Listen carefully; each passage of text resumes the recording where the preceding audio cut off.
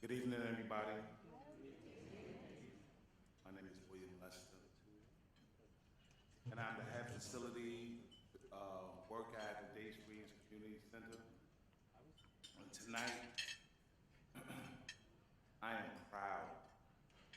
I am proud to shine a little bit of light on the work that happens at the Day Springs Community Center. But before I shine that light, I want to let you know a little bit about myself and how I arrived at the Day Springs Community Center. In 2022, I was working on a construction site as a foreman on a job I enjoyed. I had to overcome a lot in order to get to that place in my life. I worked hard, earning multiple certifications, construction, and I was starting to make big plans for my life when all of a sudden life threw a monkey wrench in my plans. The project I was working on in Yonkers suddenly came to a stop. Now I was unemployed and I had no income. And at the time, I didn't have many strong relationships in this community that I call Yonkers.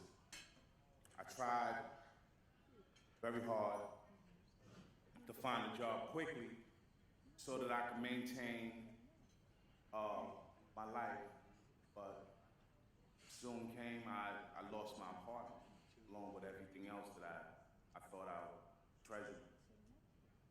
I couldn't believe what was happening to me, and at the time when things like that start happening to you, you start getting nervous, you start getting confused, and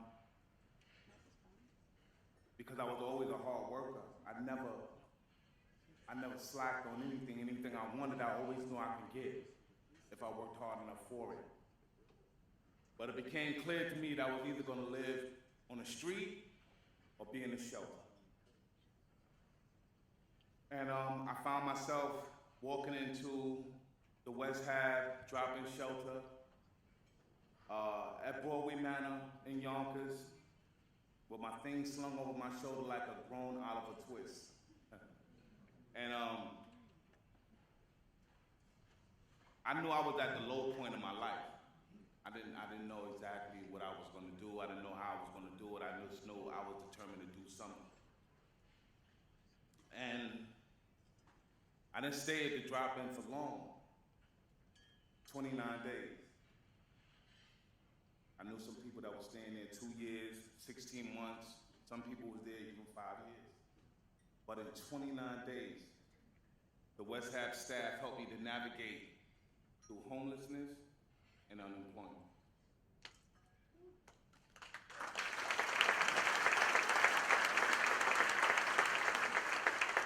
I was absolutely determined that I was going to change my circumstance. But in plenty of days came through, if things wasn't changing tomorrow, it was getting worse. If things wasn't changing today, I was feeling bad. But hopelessness kept creeping through. But I realized that the staff at Broadway Manor, the caseworkers, they helped me acquire food stamps, and they also was looking at housing opportunities for me. They didn't stop. They were more determined than I was. So, to make a long story short, I stayed focused on the purpose. I stayed focused on what I needed to do. I stayed focused, and I sat at my computer all day until I tried to find a new job. But during that time, I was at the drop-in shelter at Broadway Manor. I learned that there was an opening for the Westhab maintenance team for Day Springs Community Center right on Elm Street in Yonkers. And I knew I was absolutely qualified for it because I had all the certifications on hand. And I know I could do the job, but I wasn't confident because I felt bad because I lost my housing, I lost my job, but I kept trying. No matter what. I was determined to to try and make this happen for myself. The caseworkers at the drop-in facility, they were rooting for me, and also the facility team was rooting for me as well. When Westhab gave me a shot, I ran with it. It was a sign of hope that I needed. I poured everything that I got into the day spring. I treat that building as if it's my own. I go to that building every day to make sure everything runs smoothly, and I support my team. Mr. J.C. Soto, you know, he's my director. He's more than just a boss or a supervisor. I consider him my friend.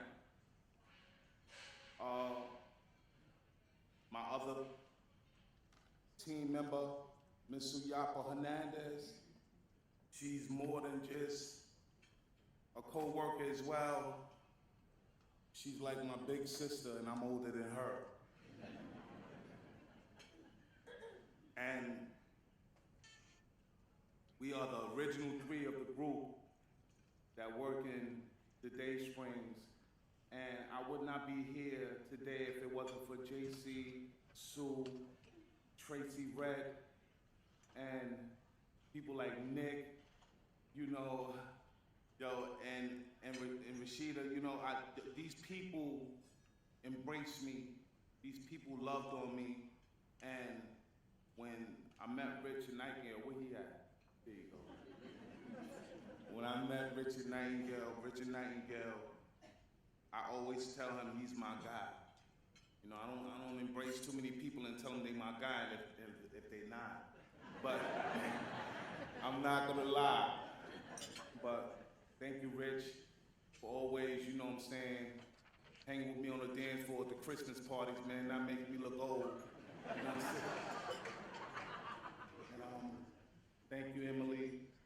Where's Leah? I see you. Those two right there is my directors. They made sure I had this speech. They made sure that I was able to give this speech properly, just to let y'all know, you know, what I had to convey. What I convey is true. You know, Westhab is just more than a job. It's a family, it's a community. You know, I watch these kids grow, and I watch them grow more than inches. I watch them grow through science projects. I watch them grow through ballet classes. And to me, they're all my baby. And when they see me, they say, Mr. Will, dang, we ain't got no paper towel in the bathroom today, Mr. Wills. Don't worry about it. They got soap dispensers, soap on the floor. Mr. Will, I don't know who did it. I'll be like, I know who did it. But I just thank God because, you know, when you've been rejected and pushed aside,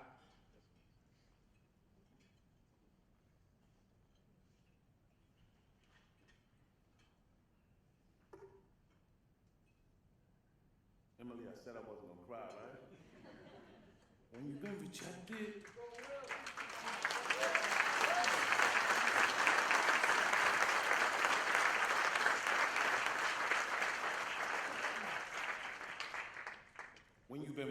and pushed aside, you just have to realize how wonderful it feels to love. Thank y'all.